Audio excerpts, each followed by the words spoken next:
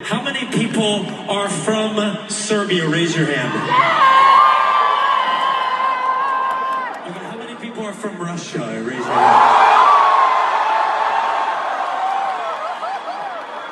Well, friends, the Hollywood star and the frontman of the cult band has once again found himself in the center of a loud scandal. And this time the reason was not a movie or a stage image, but an act that made the whole world talk about him. At one of his concerts, Jared Leto addressed an unexpected and resonant message to Russian fans. These words, spoken at a difficult time, instantly went viral on social networks, causing a flurry of discussions and conflicting opinions. It seems that Jared Leto has decided to go against the tide, not afraid of the political consequences and criticism that have already befallen him. In the current geopolitical situation, when many Western celebrities try to avoid any mention of Russia, Jared's performance was a real shock. The conflict in Eastern Europe is at the epicenter of attention, and the topic of Russia has become so delicate that any mention causes a storm of emotions. But Leto, known for his freedom of expression, has gone further than anyone expected. His words came at a time when Russia is facing sanctions, condemnation, and isolation.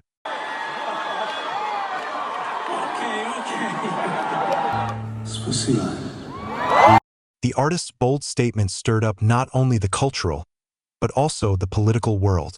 Western media have already attacked the summer, accusing it of the wrong position, and calls are being made from political circles to cancel it and boycott creativity.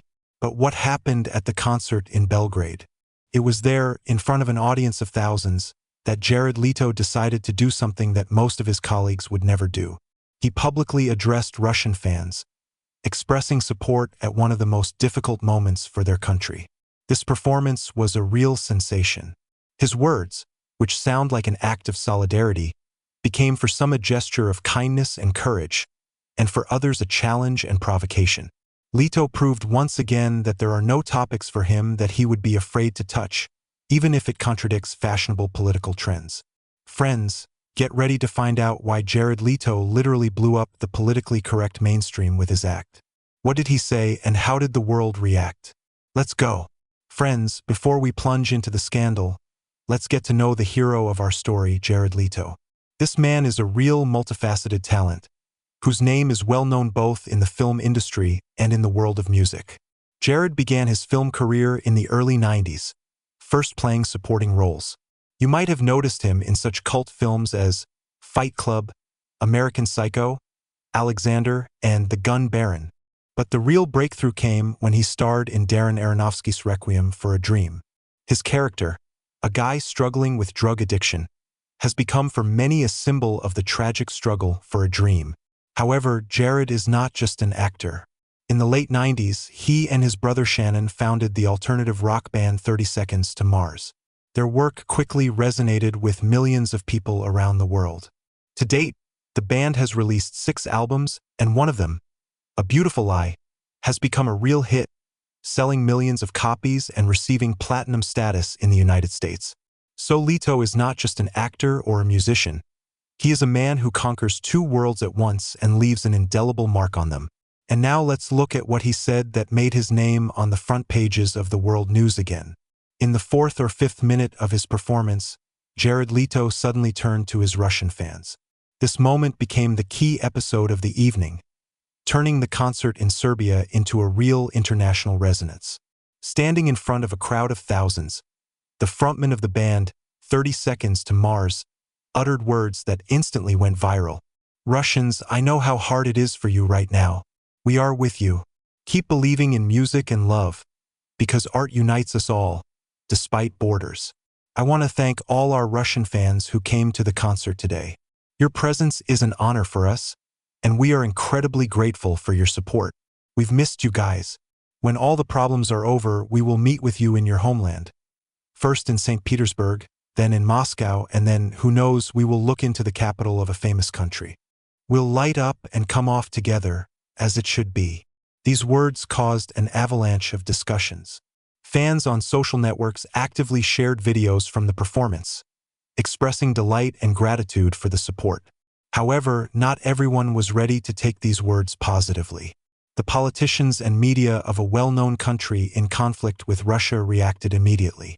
The Minister of Culture of this country said that Jared Leto allegedly supports Russia's aggressive policy with the voice of art. The resonance was not long in coming. Leto has been criticized for saying that his words do not meet the current political standards set in most Western countries. However, he seems completely unafraid of such accusations, continuing to demonstrate that music and art should always unite, not separate. In some media of the famous country, Jared Leto was dubbed an agent of the Kremlin and openly called for a boycott of his concerts. Heated debates broke out on social media, where opinions ranged from enthusiastic support to the most severe criticism. Russian and Eastern European fans greeted Leto's words with warmth, emphasizing that his bold appeal was a real ray of light in conditions of global isolation. One of the fans wrote, "Leto has always been not just a musician, but a person who supports people all over the world, despite political boundaries. His appeal to us is what we have been missing." But in the West, especially in a well-known country, the reaction was diametrically opposite. Calls for a boycott of 30 Seconds to Mars concerts and hashtags like "Cancel the Summer" and "Boycott the Band" literally blew up Twitter. Fans of the band from this country found themselves in a difficult situation. For them, Leto has always symbolized freedom and independence, but his last words caused disappointment. How could he support those who are destroying our country? Users wrote. Well-known media personalities have also come out with harsh criticism. One political scientist stated, "It's unacceptable when Western stars express support for a side that is currently destroying entire cities." He also suggested that it could damage the artist's career on the international stage. Leto himself, in turn, explained that his words had no political connotation. "Music has always been and remains outside politics. My message to the Russian fans is sincere gratitude and respect for the people who have supported me and my work over the years," he said in a statement. Jared stressed, "I treat all my fans with warmth and love, regardless of their nationality or country of residence. Music unites, not divides. That's what I've always wanted to do. Bring people together through art." Jared Leto also stressed that his words should not be taken out of context or inflated to the scale of an international scandal. In his opinion, there is already too much hatred in the world, and it is art that should serve as a bridge between cultures, peoples, and people. Leto expressed hope that his critics would be able to look at the situation more broadly and realize that his appeal was an act of human empathy and respect for fans. "I'm not going to make excuses for my love for the people who love my music. We all live on the same planet. Only through understanding and mutual respect can we move forward," he said. In response to rumors of a possible boycott of his concerts in Russia, Leto made it clear that he did not intend to abandon his plans. "Moscow has always been a special place for me. The Russian public is one of the most passionate and devoted. The team and I are looking forward to returning to the Russian stage and meeting our fans. No external factors will force me to change my intentions," he said. Nevertheless, in the West, rumors of a boycott have already begun to take real forms. Western promoters, fearing political scandals, may refuse to cooperate with the band 30 Seconds to Mars, which can seriously affect its concert activities.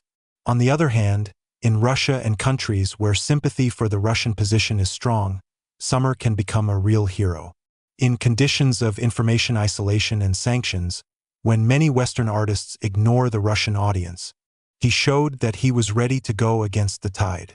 There are rumors that Leto may give a concert in Moscow in the near future, and even replace Kanye West, with whom negotiations on a performance in the Russian capital have been underway for several months.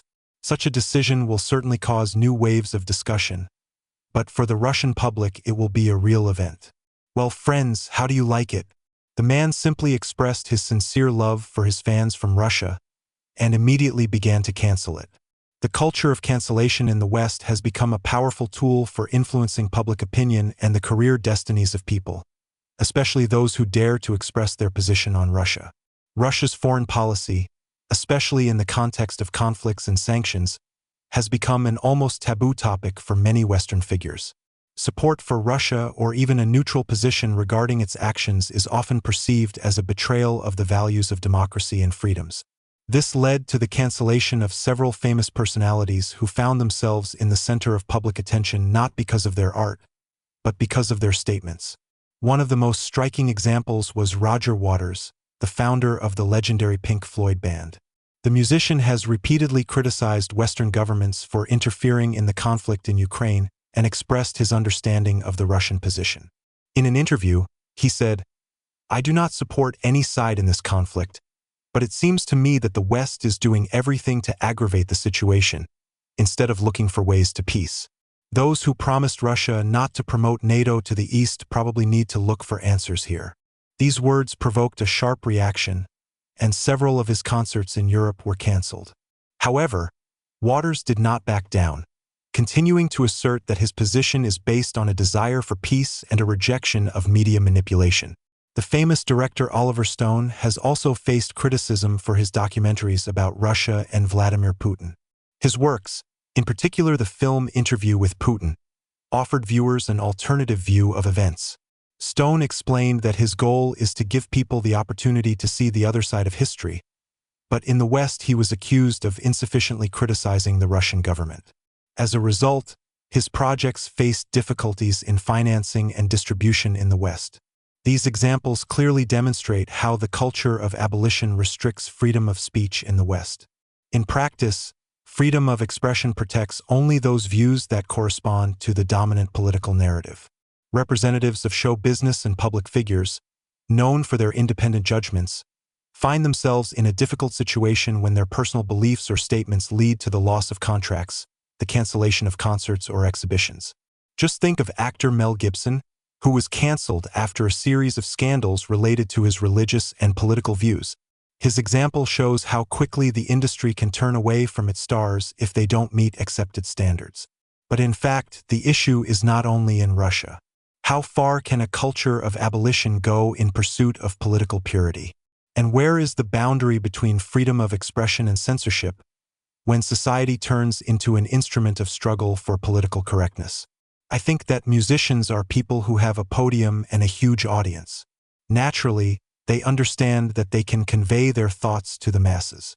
Everyone uses this podium as they see fit. Some declare their support for certain global initiatives, and someone just expresses his gratitude to the fans who stay with them for a long time, even if they are far from the artist's homeland. In the case of Jared Leto, his words can be seen as a desire to keep in touch with fans, especially in regions where his band is particularly loved. It should be noted that 30 Seconds to Mars has always been popular in Eastern Europe, including Russia. From the very beginning, the band has received strong support, and Jared understands perfectly well how important it is to maintain this connection. He may not delve too deeply into the political nuances, but he is well aware of how important it is to stay closer to his audience. Write your opinion, friends. I will be happy to read it. I want to thank you for your attention and wish you good health. See you.